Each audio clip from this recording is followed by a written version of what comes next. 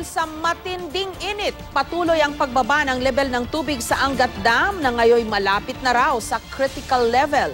Dahil dito, pansamantalang pinutol ng NWRB o ng National Water Resources Board ang patubig sa mga sakahan sa Malolos, Bulacan. Live mula sa Quezon City, may report si Mariz Umali. Mariz? Jessica, marami sa atin paborito ang tag-init, pero pag nasobrahan naman, marami itong posibleng mga dalang peligro gaya ng mga sakit. Pero ang isa pang pinangangambahan, Jessica, ay ang posibleng patuloy na pagbaba ng level ng Angat Dam na kapag nangyari ay marami namang posibleng dalang aberya. Ngayong matindi ang init, mabilis kapitan ng sakit gaya ng bulutong at tigdas ang mga bagong silang na sanggol. Kaya sa Fabella Hospital sa Maynila, todo bantay ang mga staff. Sa mga babies dito sa Fabella, we advise sa mothers na mag-sponge bath sa mga babies, lalo na sa kainitan ng araw, 1 o'clock or 3 o'clock in the afternoon. Ang mga nagpapasusong ina pinayuhang dapat laging malusog at hydrated dahil ang kanilang mga gatas ang magsisilbing tubig sa kanilang mga anak. Importante rin daw ang personal hygiene. Morning or kung sa gabi makaligo sila, mas maganda to prevent infection. Kasi pag mas mataas ang temperatura, mas marami ang may pawis tayo at doon naninirahan ng mga mikrobyo.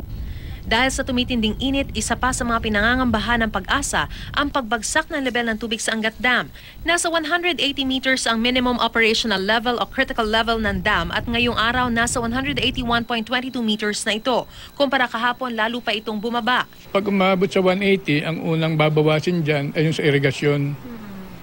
Then pagka bumaba pa siya ng baba, wala pa tayong naranasang pag-ulan, doon pa lang din babawasin yung pag-generate ng kuryente. Kitang-kita na mababa na talaga ang level ng tubig dito sa Angat Reservoir. Ang normal na level daw kasi nito ay yung kalahati ng level niya ngayon at yung kinaroroonan ng mga puno. Katunayan, ayon sa Pag-asa, nasa 0.28 meters ang average na nababawa sa level ng tubig dito kada araw na mainit ang panahon.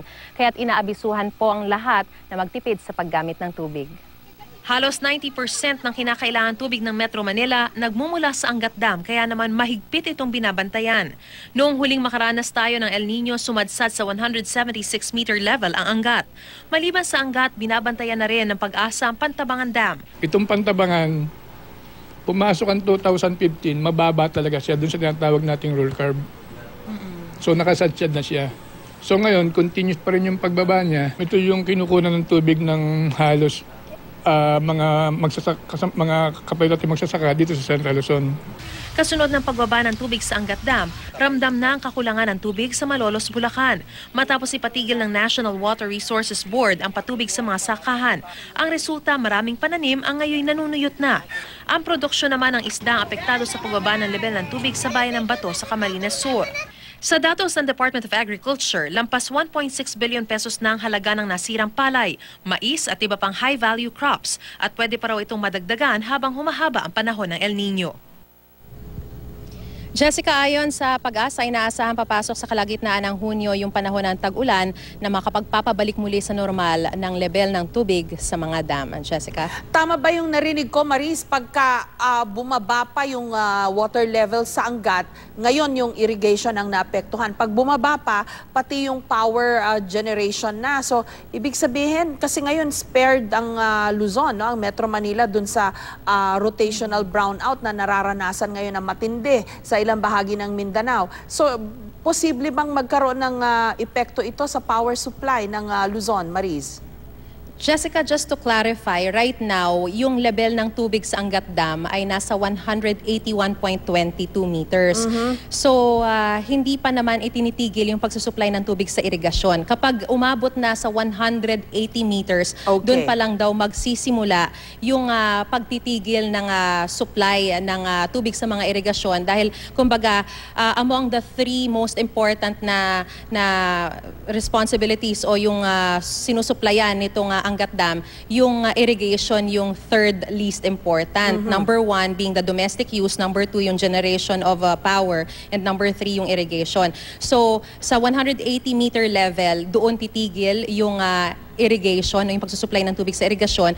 At hindi masabi sa atin ng hydrologist, pero tinitignan daw yon ng mga plant operators mismo kung talagang nasa critical na level na, kung ilang meters man yon, ay posibleng mabawasan yung pag-generate ng kuryente. Pero hindi naman na nangangahulugan na totally mawawala yung supply ng kuryente na nanggagaling mula sa Angat Dam, kundi mababawasan lamang. Jessica? Okay, that's very reassuring to hear, no, Maris? In the meantime, ano ba ngayon na hindi pa natatapos yung Mayo, wala pang gaanong ulan, tapos yung ibang dam, tuyo na rin.